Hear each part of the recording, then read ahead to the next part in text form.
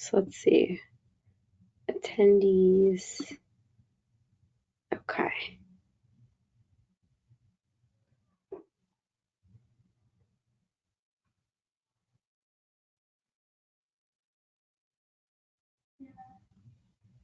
Hey, how are you? Doing well. Sunday.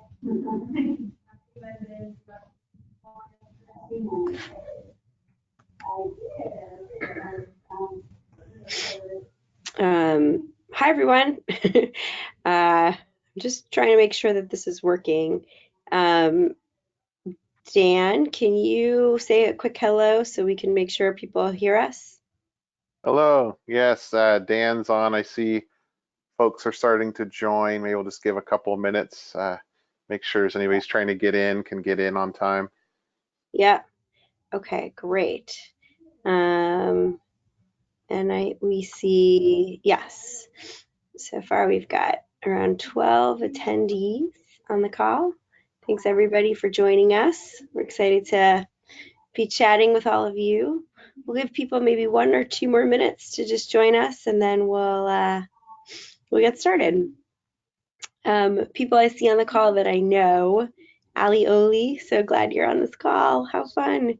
And Justin Edelstein, so glad to see you on this call too.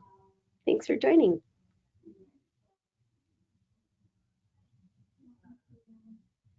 Dan, can you see the list of the people as they're coming in on the attendee list? Now, I think as a panelist, I can just see how many folks are joining, but I don't see their names. Okay, got it. All right. Okay, so maybe we'll just review that there is a chat, and so all you have to do is just throw in a message or any questions that are on your mind at any point during the presentation, and we'll kind of like be checking the chat. And we're happy to take questions throughout the conversation. And so with that, maybe what do you think? Should we get started, Dan? Yeah, I think so. All right, great. Okay, so welcome everybody. We're so glad to have you. Thanks for joining us. I think people, depending on whether or not you found out about this webinar through Dan or through me, Dan has been in the Salesforce ecosystem for a very long time, and I am a slight newcomer to this space, and we're really excited to kind of do a more in-depth set of questions and answers, and also just general conversation about some combination of both of our experiences in the various work that we're doing. And so the way that we've organized this conversation is we have an arsenal of questions that we probably won't get to all of them, but things that I was really curious about in learning more about Dan, and then things that Dan was sort of curious about in learning about me and Climb Higher. And so maybe we'll just quickly start with, Dan, we didn't write this on our document, but let's just start with like quick introductions, a little bit about both of our backgrounds so that people just, have the basics. So Dan, why don't you start by giving us a little bit of just a bio background on you? Sure. So my name is Daniel Peter. I'm a Salesforce MVP. I run the Bay Area Salesforce Developer Group. My day job is I'm Salesforce practice lead at Robots and Pencils. And I'm in the San Francisco Bay Area, a little town called Foster City. And some fun facts, I guess. I enjoy sailing and hiking, and used to be into ballroom dancing. Nice. Great. And my name is Nitzan, and most recently I founded an organization called Climb Higher. And Climb Higher predominantly trains people who are working in retail jobs, generally between the ages of 24 and 33, mostly people of color, coming from sort of untraditional backgrounds and really want to break into the Salesforce ecosystem and are getting over 200 hours of training so that they could become either a Salesforce administrator or jobs that are sort of connected to having a Salesforce administrator certification. Climb Higher is the newest of the three organizations I've founded over the last 15 years. And my background is historically in the education space and then in the higher ed space. So this is my first organization that I've built in the workforce space and specifically in the Salesforce space too. So with that, I'm going to jump in and ask Dan a couple of questions first. So I think people here probably know Dan is a real icon in the Salesforce ecosystem, has many followers both on Twitter and social media, and for really good reason. He's really been a trailblazer on so many levels in terms of being ahead of the curve as a developer, as an architect for many years. So my first question to you, Dan, is tell us a little bit about how you got to where you are today, and sort of in that reflection, tell us a little bit about what you think is important to you today versus things that might have been important to you in the past. Sure. Yeah, so I think I was a little bit lucky. I was born with a mindset for this kind of stuff, and luckily, you know, folks in the family and so forth gave me computers, gave me access to computers. So even as a little kid, I was, programming things, making games, and that transferred into my teenage years, kind of before the internet. I was running bulletin board services through the phone lines, and that involved a lot of programming as well. So I've always been doing some kind of technical thing, even if it wasn't computers, it was, taking apart electronics and that kind of thing. So I think sort of part of how I got to where I am today was just something I was almost maybe born with, if you could say that, which is this kind of mindset for getting in there and figuring things out. But in terms of honing that into a career, I actually went to school for business mostly. I did an MIS degree and an MBA. So I tried to round out the areas that didn't come naturally, the business side of things. I started my career before Salesforce was really out, and did a lot of tedious IT stuff, Microsoft, Linux, anything you name it, and got kind of sort of tired of like how tedious it was and how much non-value added activities there were. So around 2009, I had the opportunity to switch to a Salesforce career, and this was really game changing for me because I saw just how quickly easily you could build all the same stuff without having to repeat this tedious, creating a database. And even before that, sometimes building a computer, building a server to run the database on, and all the way up through designing the user interface, like with tedious HTML and CSS. Like Salesforce gives you all that. So when I saw that, I said, man, we can really like get some businesses up and running quickly on this and have like a lot of impact. Any hour you spend on this thing is going to be like so much more productive than the old ways of doing things. So haven't looked back. I've been kind of all in with Salesforce for the past 10 years for that reason. And I've just really invested in myself in the Salesforce ecosystem. So this is like certifications. I try to take all of them. I've got 27, and there's still some more I need to get, but I'm always learning. I've played multiple roles, so I've seen different sides of the Salesforce ecosystem. I worked for a customer, which is a really great role. I've worked for Salesforce partners, both creating products and providing services. I've also done independent consulting. I've seen all the different the different sides of the fence, as you could say, in the Salesforce ecosystems, and gives you a lot of empathy for all the different sides and a lot of insight into how they they work. So that's really kind of rounded out my experience in the Salesforce ecosystem. And then the last piece is I've really been involved in the Salesforce community. So this is like a super unique aspect. In enterprise software, you don't really see this kind of fanatical community emerge like it has with Salesforce. So I started out attending user groups, graduated to like running one, going to conferences, speaking at conferences, helping to run conferences.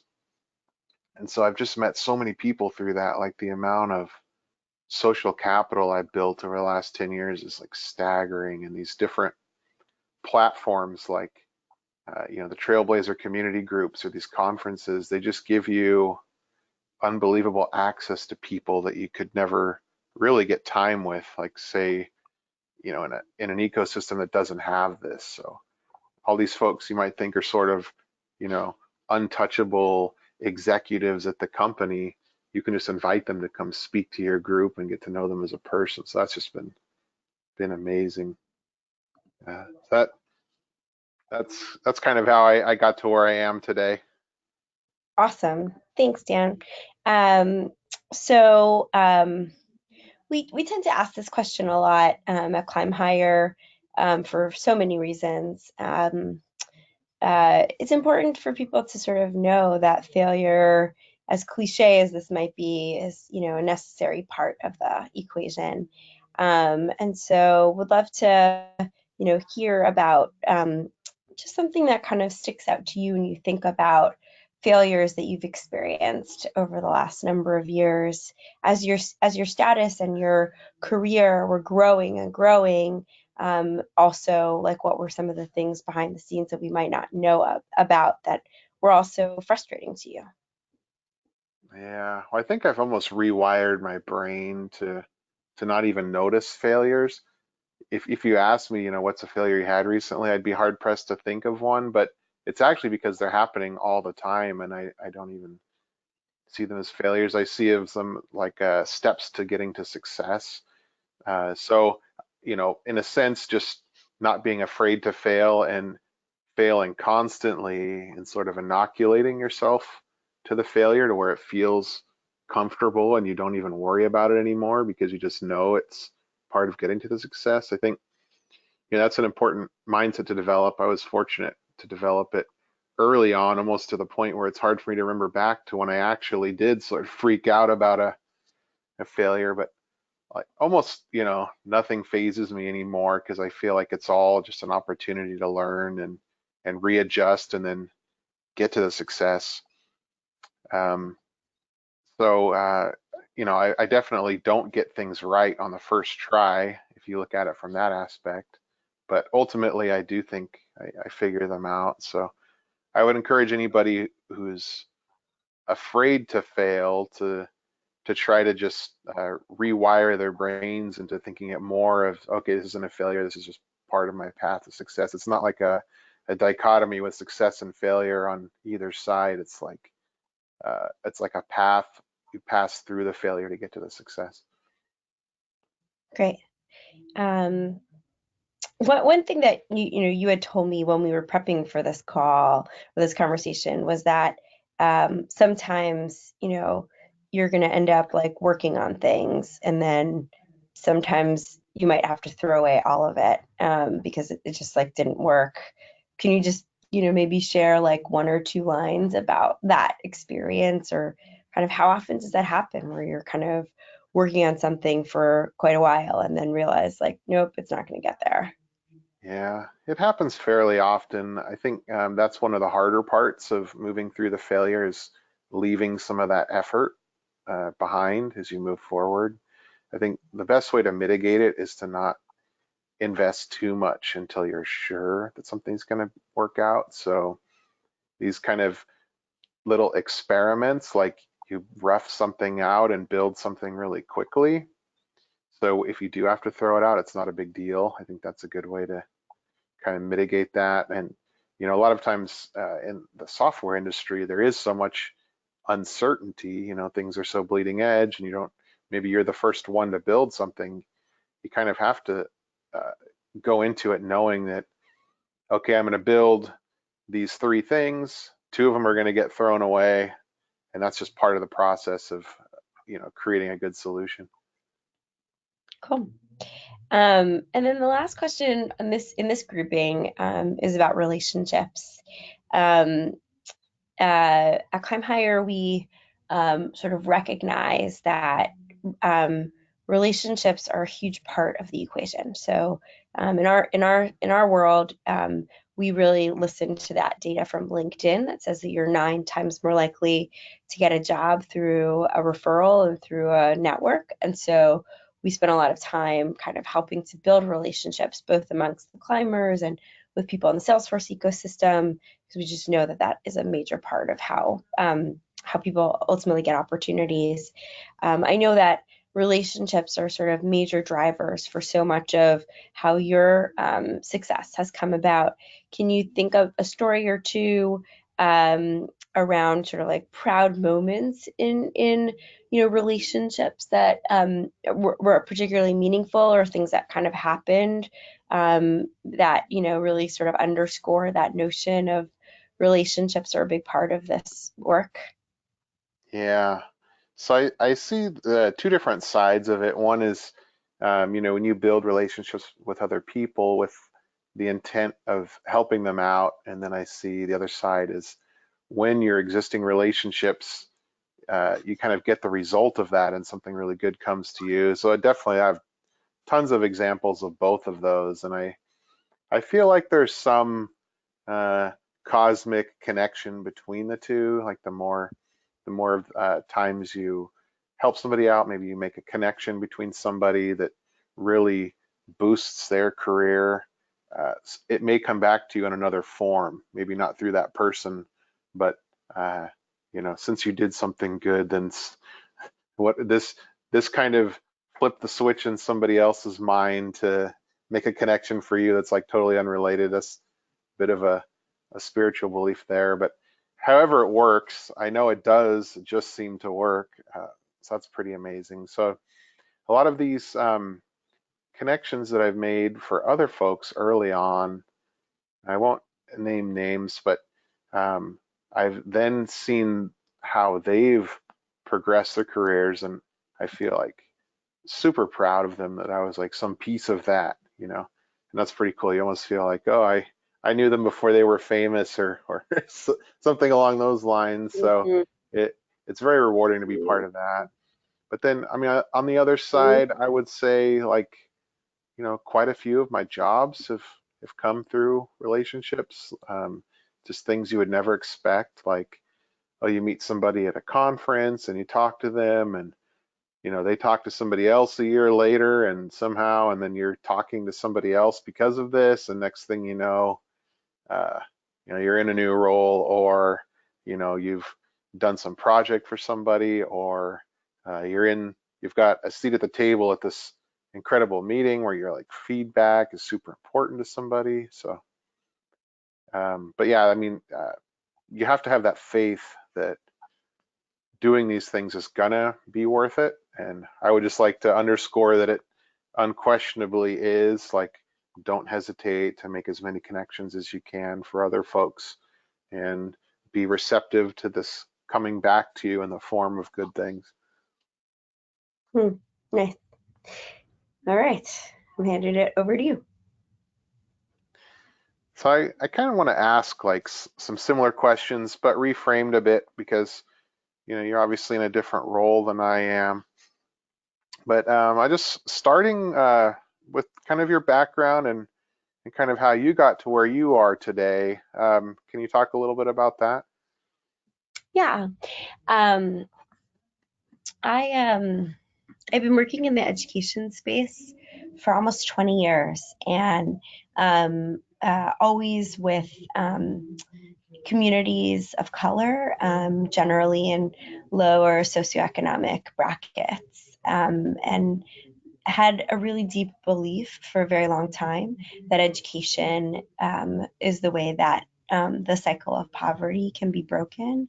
And so as a result of that, kind of spent a lot of my years in the K-12 system working on trying to create a better opportunity for students, and ran a couple of different organizations in that space. And then about 4 years ago, I came to the Bay Area and moved into the higher ed space and started a company that worked on re-enrolling students that had not graduated from college. So about 50% of Americans who enroll in college don't finish. And that means there are 36 million Americans who have some college credit but not a 4-year degree, which oftentimes means they have debt and no value for their debt. And I found myself really in the 3 years that I was building and running this organization called Re-Up Education.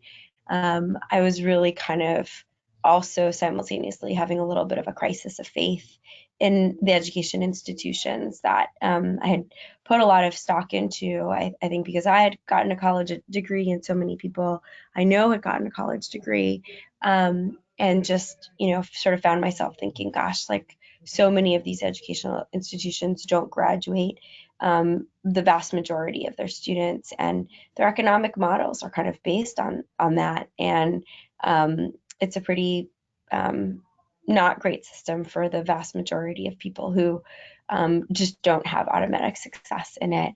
And so I sort of found myself thinking a lot more about workforce and just this idea of like, wow, I have this hypothesis that there's all this talent out there that people wouldn't know about because of that question of, social capital and relationships. And, if you haven't gone to college and built a big network, and then you might not know how to kind of break in, and who's gonna know you and who's gonna find you. And so I sort of really deeply believed that if I was going to start a workforce organization, then relationships and building social capital and really teaching the art of how to build meaningful, authentic, beautiful relationships was a key part of the work, in addition to building a technical skill and some of those soft skills. And so we, just ended up having this incredibly lucky experience where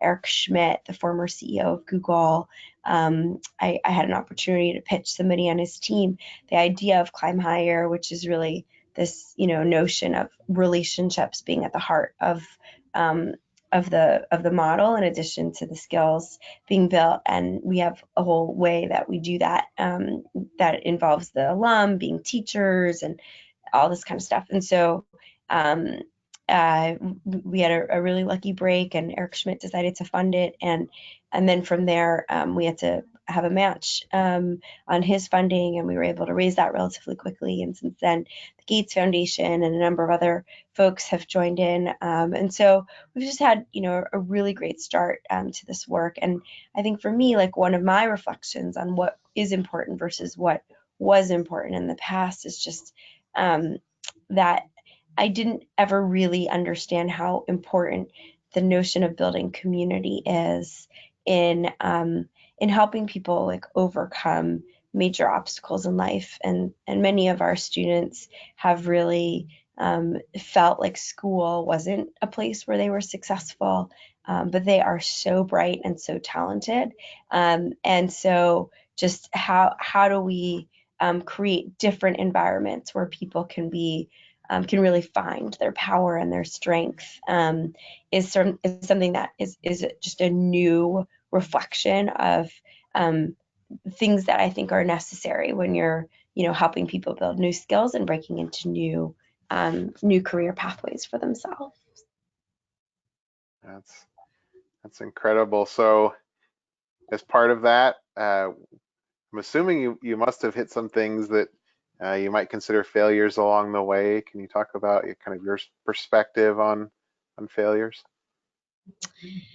Yeah, I feel like we've had so many failures, but I think I'll start with just my own personal background on this one too, which is uh, for many years I didn't really talk about just how bad of an educational experience I had as a younger person. I was labeled as a special education student from a very young age, and that sort of meant that I didn't have an education where anyone really believed in my aptitude or ability. And from first grade until 12th grade, I was tracked in special education classes. And what that meant is I graduated from high school without ever having read a book and couldn't write a sentence that made sense to anybody. And in college, somebody, took a real interest in me and helped me believe that I had a lot more aptitude than I ever thought I did. And then there was a very painful realization that I had very little skills, but I had a lot of potential. And I think for me, like one of my big reflections and just really starting out in the world with a lot of failure, not being able to write coherently, not being able to sort of have the academic accolades that so many of the people in my world had, um, just meant that I sort of always felt like I was catching up. And the insecurity, intellectually, to be honest, fueled a lot of drive and a lot of passion for me around kind of conquering some of those like, kind of low expectations, but it also helped me really realize that the communities that I was serving just had such similar stories of people kind of maybe making them feel like they weren't smart or intelligent, but then, having like trying to help people find their own voices and their own successes. And I guess my real epiphany and learning is that there's just a lot more potential out there. And people, if they've gotten sort of a bad narrative in their head about what they're capable of, the key thing is just to push through it and to find communities that give you strength. And then you can overcome those obstacles and you can build those skills. And that's kind of for me, all of that work happened in my 20s and 30s. It was a long process. It wasn't a short process, but one that I'm really proud of because through it, I really feel like I can do anything in the world, but I definitely didn't feel that for a long time. Wow. Yeah, that's really cool. It sounds like you can tell a story like if I can do it, so can you, or if I can do it, anyone can. Yeah, totally. I mean, I really believe it. Like Cool. I'm not special in any way in that sense. Like anybody can do it if they sort of decide to put their energy in it. Yeah, and along the way, you talked a little bit about relationships, but can you talk more about some of these relationships and kind of how you use them to get to where you are now, or maybe how Yeah. you've helped build them for other folks and things like that?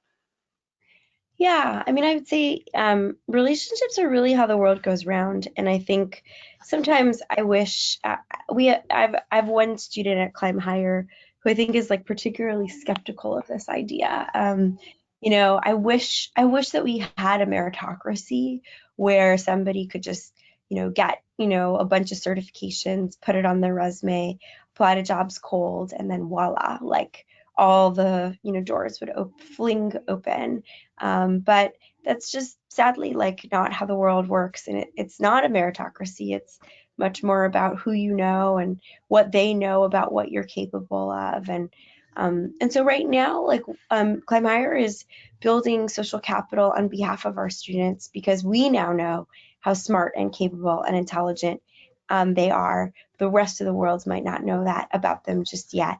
And then over time, as they come back and they start to teach their next set of climbers. So alumni teach current climbers, and that's how we build our community. They will begin to know each other and become each other's advocates, and then through there, our network and social capital sort of grows. We really teach the art of like what it means to build relationships. You can, I think people have kind of a negative view on like networking, and it sort of feels like it could be very transactional, like what can I do for you and what can you do for me. But I never would have gotten the Schmidt money. I never would have gotten almost any of the opportunities I've had for so many years to advance and get ahead if I wasn't building relationships. And when you build relationships, people decide to take notice of you. And I think that's probably the only skill set I actually concretely really have. So I'm excited to be sharing that skill set with climbers and watching them begin to build very powerful and meaningful relationships with people on their own as they sort of learn that skill set with us. Cool. Yeah, Yeah, so should totally agree. I think there's a process of uh, moving through the relationship building process where initially you, like you said, maybe you have a little bit of doubt. Is this really going to work? Why am I doing this? But you ultimately graduate into like being a believer of it. But you have to push through that initial doubt to get there. So exactly. Yeah. Yeah. And it's hard, it's really hard to do that. But and that's where like I think the role that people come in and building community is a big part of how people kind of get there. Um, all right, Dan. So well, let's go back to you. Um, one of the things that we talk a lot about is just imposter syndrome. Like, what does it look like to break into a world that you may not know or that you might not feel like you belong to? What does that look like for you? I mean, quite honestly, as somebody who's had a lot of success, do you have imposter syndrome? Is that ever an issue for you? yeah, believe it or not, it is. I would say, I probably can't exactly imagine what it's like to be somebody that feels like they don't look like, they should be in this world. Obviously, being, uh, you know, tall white male, I probably don't experience as much of that as some other folks do, but I definitely do experience imposter syndrome. One of the cool things about IT is that it's more about your knowledge, right? So there's some very smart people out there from all walks of life, and sometimes I do wonder, do I have the intelligence, the problem-solving skills, the drive to kind of uh, be playing in the same arena with them? And so I definitely do experience it, and I think it's great to talk about it because the more we all admit that we experience it, the kind of more it fades away. So I'd like to share that I do experience it, so it's normal, and even as somebody who's one of the most certified people in the world, I still experience. So um, I think the main thing is just your internal dialogue about that. So when it comes in, you don't want to reinforce it. You don't want to dwell on it. You want to say, oh, am I really good enough? You want to say, well, of course I'm good. Look where I'm at. I can do these things. Other people are accepting me. They're not seeing me as an imposter. I'm just seeing myself as the imposter. So as long as you can kind of uh, put out that negative internal dialogue, I think you can really keep the imposter syndrome at bay. And then once you get into a rhythm of actually delivering on what you're the expert who's there to do, you sort of will start to forget all about it. So that's kind of how I deal with it.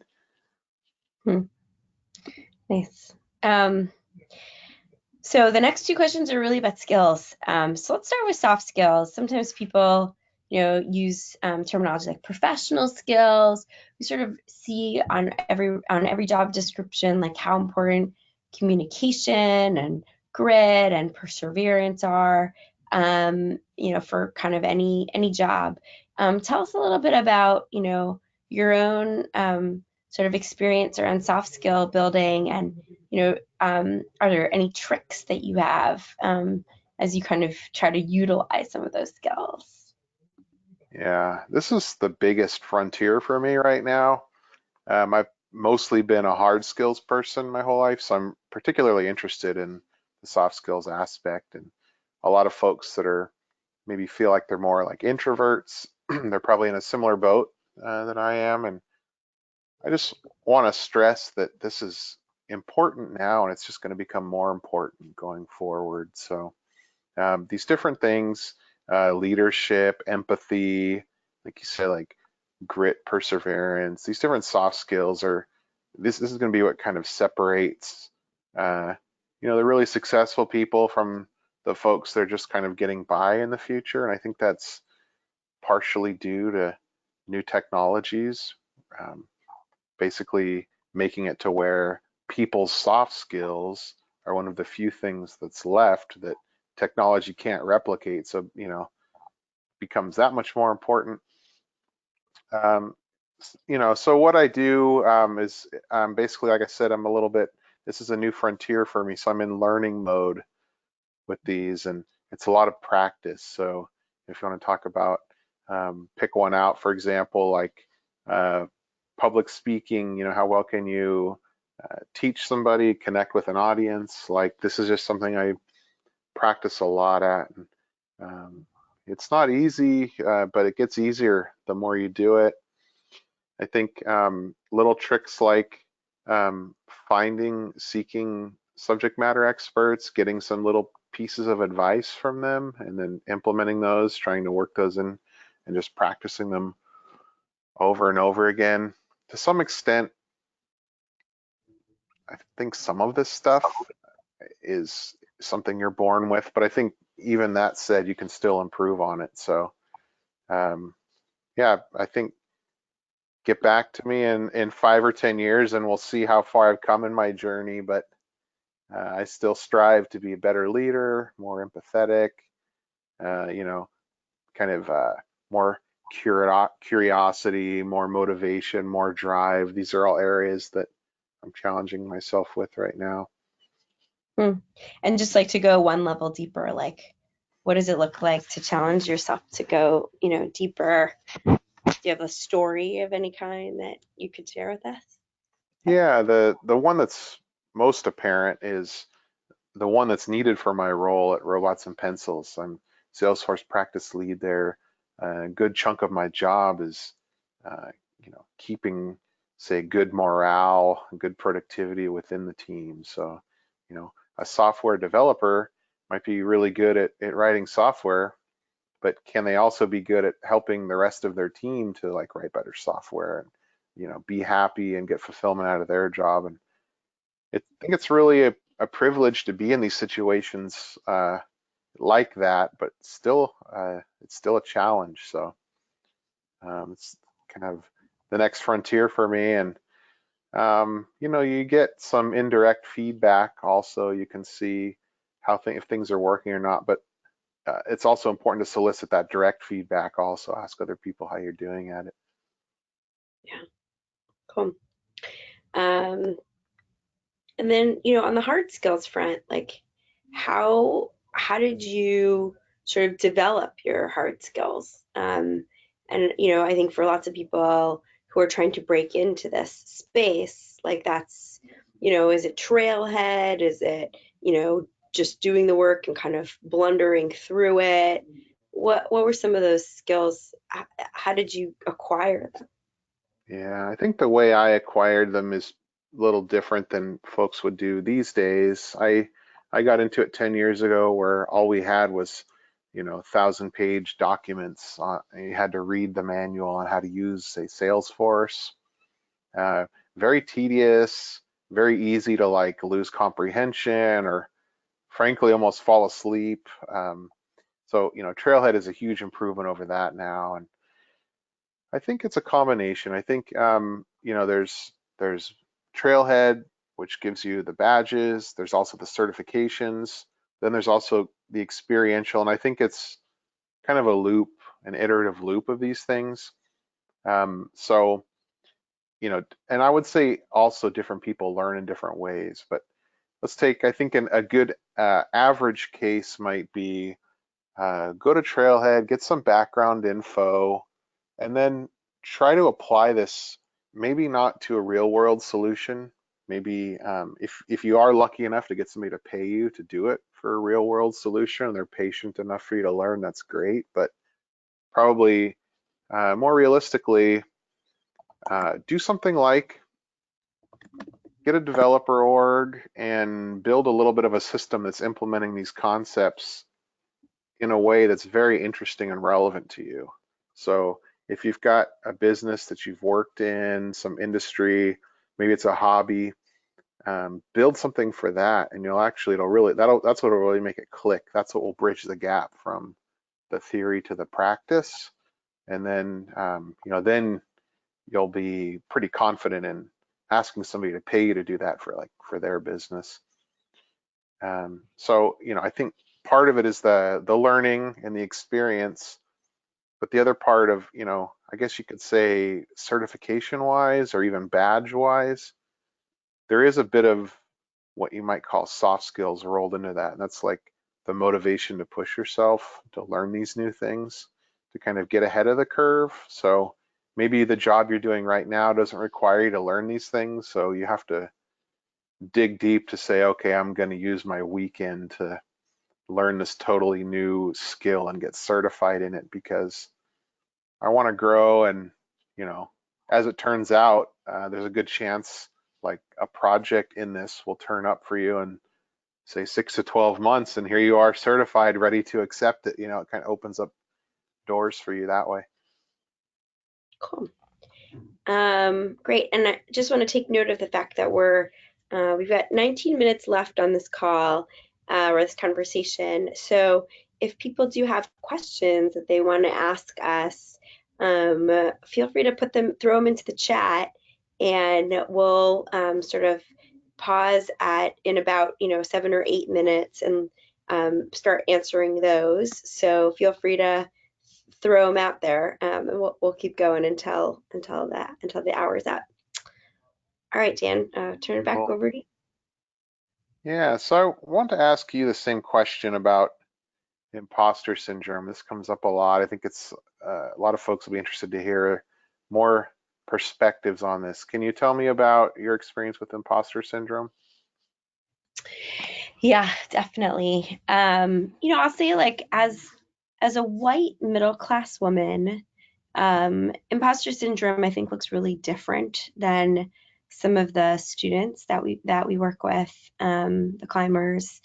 Um, and I think for me, like, because I had such a deep intellectual insecurity complex, like, for so many years, but also had so much career success at the same time, there's like a running narrative in your head, or at least for me, there was a running narrative in my head that I was like duping the world and that I was somehow tricking people into thinking that I was intelligent and capable, but deep down inside, I knew it was a game and it wasn't real. And that was an internal monologue for me for a long time. And so I would say, I remember this one time that I'd become very close with a number of people that were partners at Goldman Sachs, and they arranged for me to do a presentation for 25 partners, some of the most senior people in the whole firm. Goldman Sachs is, kind of like the creme de la creme. It's like one of the best firms in the world, and I, needed to present to 25 people at that level and stature. And I just remember walking into the building in New York City in my high heels and suit and pearls, just trying to like look as spiffy as I possibly could, and just this kind of like internal narrative, and kind of just like, okay, just you just need to dupe them. You just need to like make them believe that you know what you're talking about, and then it will be okay. And just kind of what does it look like to move past some of that? And sometimes it's really just about showing up and giving the presentation, and then seeing that people take to it. And those things, happen slowly over time. Getting feedback, making yourself stronger and better through feedback is, I think, the best way to improve. And I had people that, because relationships really matter, like, who just continue to invest in me, like these partners at Goldman, and they would give me feedback after the presentations, and we'd make them stronger from there. And my, presence and persona just kept growing. And then at some point you can lose the narrative, but I mean, for me, it took a very long time to lose that narrative, but I think that all is sort of indicative of imposter syndrome. So for me, the form that it took was around intelligence, and being around hyper intelligent people um, was sort of the hardest thing to overcome. Cool. And then, you're not doing some of the same like engineering stuff I am, I know, but what you do still takes hard skills. Can you talk more about um, kind of how you've acquired these, like how do you become an entrepreneur? Like, it's how do you start a company? How did you learn these things? I don't think you learn them in any like real way. I think some of it is just about courage. I've always been the person on teams before I started these three organizations in the last 15 years. So I was sort of the person on the team that kind of was like, um, this thing, we really need this thing. And then somebody would say, well, why don't you go do that? And then, or I would just say, like, I want to do this thing that we don't have. And when you do that enough, you start to somehow become labeled as the person who builds the things that no one else is building. And those are sort of the earliest parts of it. And then over time, you realize that everyone's sort of a joker on some level, and no one really knows what they're doing. And then the idea of making it up from zero becomes less daunting because everyone's making it up. And if you can sort of demystify some of those things, it helps to make it um, easier to kind of think like, oh, I can build this big thing that no one has ever built before, into like, yeah, everyone's building stuff that they don't really know how to build, and why can't I do that too? Yeah, it's it's true. You let out the biggest secret. Nobody knows what they're doing. Yeah, exactly. um, uh, um, it looks like you've got a fun question from Gordon Lee, Dan, if you wanted to look at the questions. Yeah, I think I'll need you to read it out. Oh, okay, you can't see it. It's it says, Dan, what was your favorite style of ballroom dancing, and how hard is it for you to find dance partners because you're one tall dude? Yeah, that's the important questions, the dance stuff. That's great. So I said ballroom, but I would say, depending on how you divide it up, I was into ballroom, Latin, and swing. So it wasn't just ballroom. Some probably hard to choose one favorite, but a few. Uh, West Coast swing, I kind of like the extra complexity there and the different types of music. Uh, and cha-cha, I definitely like all the Latin dances, but cha-cha was pretty fun. And I think multiple. How hard is it to find dance partners? So I would say it wasn't bad. There, when I was taking classes, um, there was always some tall partners in the class, but it was part of skill building. Actually, sometimes the instructors would teach you how to modify the moves depending if there's like a height difference too. So yeah, it's all part of the experience. Nice. Nice inside baseball question from Gordon. We got another question. I figure we'll just throw out some of the questions and sprinkle them into our conversation. It says, "Hi everyone, I'm new to everything Salesforce. I found out about Salesforce and Trailhead in November of 2019. After a little bit of research, I'm fully convinced that Salesforce admin is my thing, and I've been studying on Trailhead since then. My question is, how do I build a career in Salesforce with the fact that no company in my country, Nigeria, to the best of my knowledge, uses Salesforce?" Yeah, yeah, it's interesting the way different countries have different kind of industries around this. For example, sort of the things you think of like outsourcing, offshore models. Certain countries will have a lot of talent, but not a lot of customers using the product. So the model is to match them with a customer in another country. I'm not an expert in Nigeria, but there may be. I know Salesforce does donate a lot of software, so there may be like some .org customers using Salesforce in Nigeria. That could be a way to find something locally. If not, I would say definitely the offshore route. So some company that needs administrator talent and maybe financially, it's advantageous for them to offshore to Nigeria. there's definitely people doing this. It's definitely doable, but yeah, I think it probably makes it a little bit harder to get tapped into some of those, at least in-person networks like the meetups, the user groups. There's probably not as many there. It's more of an emerging Salesforce community. So it could be even an opportunity to start something. If there's nothing in your area, maybe start an administrator user group or whatever angle. If there's a certain industry you're interested in, like a Salesforce for this industry group. Um, yeah, I think it will be a little bit harder to break in, but definitely possible. I do see, I feel like there's a little more of the offshore model with developers and administrators, but I think there's still, you need all those different folks to make a project successful. So I think it's definitely possible. So, um, yeah, cool. Um, let's keep going. So, um, Dan, should I ask you another question or do you want to ask me another question? Yeah. I think I'll ask you a question. Seems like that's the flow that we're at right now.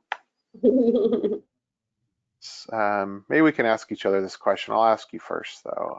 I'm just wondering what you're excited about right now. So you mentioned, you got kind of some background in education. Is there anything like any industry trends that you're really interested in right now? Yeah, that's a great question. I would say from an industry's trend standpoint, I mean, I come from the education world, and I think I'm pretty frustrated by how our education systems are kind of becoming more and more cost prohibitive. And um, there's more and more conversations about the future of work and automation and technology sort of coming in to kind of have jobs increasingly go away. And when I contrast that to actually operating in the Salesforce ecosystem, I'm pretty psyched about how much it looks like the jobs are coming into this industry, um, and so I'm excited about this idea that maybe college doesn't have to be the only pathway for people, or maybe some college. And I think that there's a lot of disruption sort of coming into this space, and that makes me excited. Yeah, I think I would echo that. Um, I think even our company, Robots and Pencils, we're a part of this movement also. So I think we're seeing universities need to reinvent themselves, or maybe these parallel models are emerging alongside of them that could possibly replace them.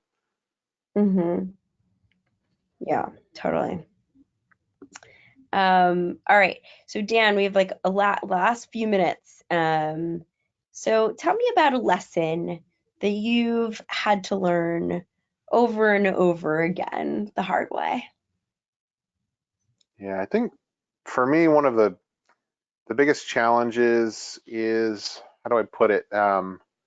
You'd say call it setting boundaries, or um, you know, work-life balance, this type of thing. So I'm very passionate about uh, any project that I get into, and I don't like to leave it until it's done. I'm sort of all or nothing in that regard. And even, as a little kid, I would sit on the computer all night, or, if I was working on a car, I would, the sun would go down and I'd put out the shop lights and just work on it, until the sun came up again. So, um, it's hard because you want to get these things done and they're fun, but the problem is uh, it's not healthy in the long run. It's kind of a marathon. You can't burn out too early. So I think I've had multiple setbacks because of this over and over again, and it can look differently. It can be like a health setback, or it could just be that it's Wednesday in the week, and now you don't have the mental clarity to get through Thursday and Friday or this type of stuff. So I think you have to learn that in order to be your most effective, you actually have to pull back a bit. I know everybody preaches, hustle and you can sleep when you're dead. And, there's a time and a place for that, but I don't think, you know, humans can sustain that, 365 days a year for like decades. I think you have to say, okay, well, part of being really effective is to actually invest in doing less, which is really hard to get. It's hard for me to believe that or to learn it or adjust to that, but I'm pretty sure it's true. So this is something I'm working on learning, and obviously, how do you get more done? Well, you just have to like get really good at what you do, and then you don't need as many hours doing it, and then you can wake up the next day and be like, supercharged from both giving your body the regeneration time it needs, the mental clarity, plus also the skills that you have. You put those two together and you'd be like super effective. Awesome. Cool.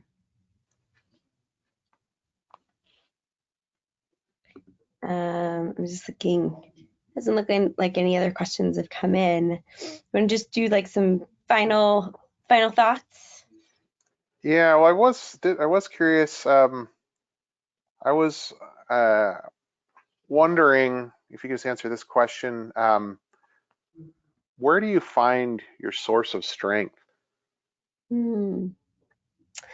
Um, this is a new one that I've sort of been grinding on a lot lately. As I've, worked with the climbers over the last 7 months to sort of help them build their soft skills and watch them um, really like get stronger in their own confidence and their own drive and their own belief in themselves to break into a new industry. I've definitely gotten so much strength from really supporting other people and like them achieving their own form of success. And um, that's been an incredible source of strength for me that I definitely did not expect to get. And it really, I think, just comes from this. I don't know how many people here follow David Brooks, but he writes a lot about people that he's sort of named the weavers, people who sort of are building community in an understated way. And I really like want to be a weaver. I want to be somebody who, in an understated way, really like supports other people in achieving their dreams and goals. And I'm starting to see the climbers sort of become that with one another. And uh, so that's become a really important place of strength for me. How about you, Dan? Yeah, I would echo that. I think that's getting up towards the top of Maslow's hierarchy in terms of being fulfilled and re-energizing you. And the two ways to look at it, on the one hand, this, you could say glass is half empty. It's like, oh, I'm doing all this work for other people that I'm not benefiting for. But then all you have to do is say, oh, well, the half full is, hey, I've got this privilege to be improving these people's lives and this legacy that's like multiplied out so many times beyond me. Like, how lucky am I to be given this opportunity to help other people? And then it's just like, you totally get it, and it reframes it from being work to being a privilege. Yeah, great. I think that's a really perfect ending. Thanks so much, Dan, for you being willing to spend some time with me on this call, getting to know each other just a little bit better. One of the best parts of joining the Salesforce ecosystem in the last year is meeting you and really kind of learning about your stories and all your incredible successes over time. And I'm grateful to have had this opportunity to get to do it here more publicly. All right. Thanks, Nissan. Best of luck. And I'm excited for Climb Higher. You guys are doing a great thing. Awesome. All right. Thanks, everybody. Bye. Okay. Bye bye.